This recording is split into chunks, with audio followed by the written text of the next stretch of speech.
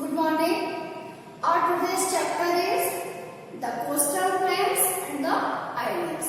In this chapter, you will learn about the coastal plains and the islands. Coastal plains means 30 Maidan. First of all, we will see what is coastal plains.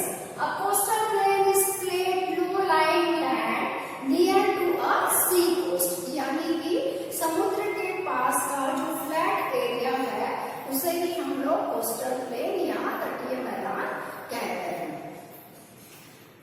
In this chapter you will learn about the Indian coastal plain. तो Indian coastal plain के बारे में हमें जब पढ़ना है तो हम आपको बताते हैं कि इंडियन कोस्टल प्लेन को हम लोग 2 पार्ट्स में डिवाइड करते हैं. Here you can see southern part of India.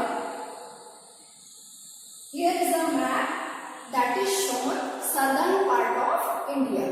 और इस सदर्न पार्ट में आप देखिए कि कोस्टल प्लेन को हमने 2 पार्ट में डिवाइड किया है.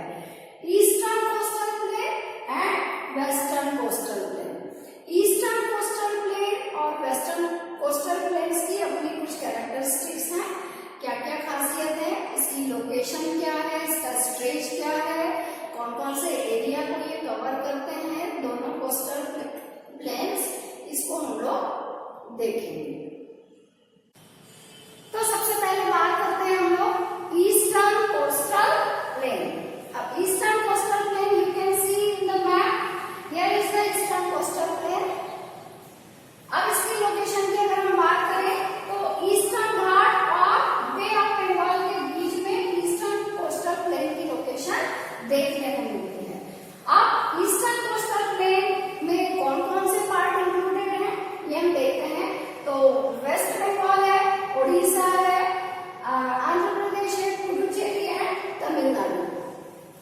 ये स्टेट्स ईस्टर्न कोस्टल प्लेन को कवर करते हैं. अब अगर हम इसकी विड्थ की बात करें तो ये एरिया हर जगह एक जैसा सेम नहीं है.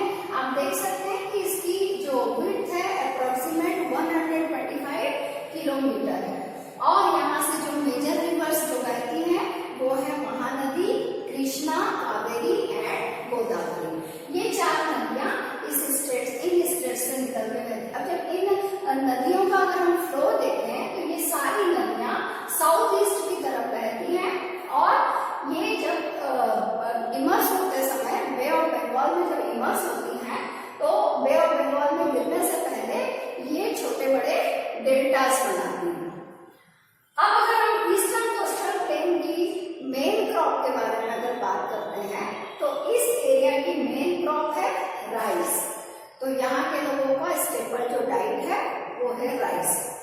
अब जैसे कि आपको पता है कोस्टल एरिया है तो यहाँ के लोगों का मेन ऑक्यूपेशन एग्रीकल्चर के साथ साथ फिशिंग भी है.